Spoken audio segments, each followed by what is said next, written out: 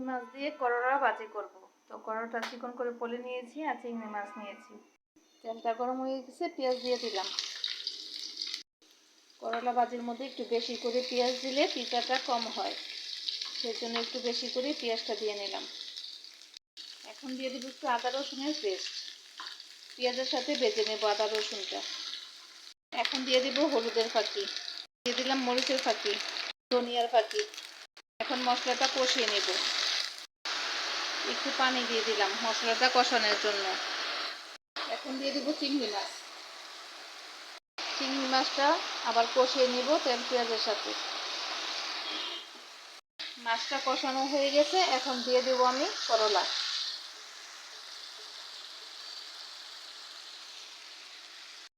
এখন করলার উপরে একটু লবণ দিয়ে দেব। এখন একটু নেড়ে চেড়ে নেব। এই করলাতে আর পানি দিতে হবে না, এভাবে ভাজির মতো হয়ে যাবে। এইভাবে করে রান্নাটা করে নিলে অনেক মজা হয়, একটু তিতা লাগবে না। আমি যেভাবে রান্না করেছি এভাবে রান্না করে নিলে একটু তিতা হয় না, খুবই মজা হয়। যে কোনো দিন করলা না খেয়েছে ও খেতে পারবে, মানে তিতাটা থাকেই না। যেহেতু এখানে আমি আদা রসুন দিয়েছি সেজন্য তিতাটা থাকবে না। এখন আমি একটু ঢেকে দেব। এখন দিয়ে দেব 2টা কাঁচামরিচ, দিয়ে আবার একটু নেড়ে চেড়ে দেব। এভাবে চিংড়ি মাছ দিয়ে রান্না করলে অনেক মজা হয় করলা ভাজিটা।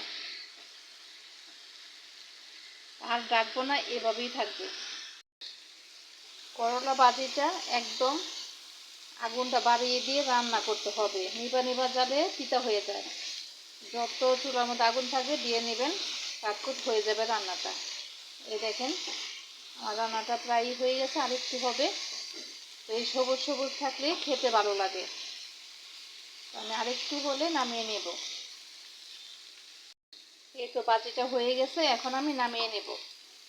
এই দেখেন শুকিয়ে গেছে, কোনো আর পানি নাই, মানে শুকিয়ে গেছে, হয়ে গেছে। এখন নামিয়ে নেব। এই তো ভাজিটা দেখেন হয়ে গেছে, আমি নামিয়ে নেব এখন। গরম গরম ভাত দিয়ে এই করলা ভাজিটা অনেক মজা। একদম দেখেন কালারের কোনো ইয়ে হয় নাই, যেমন কালার এমনই রয়ে গেছে।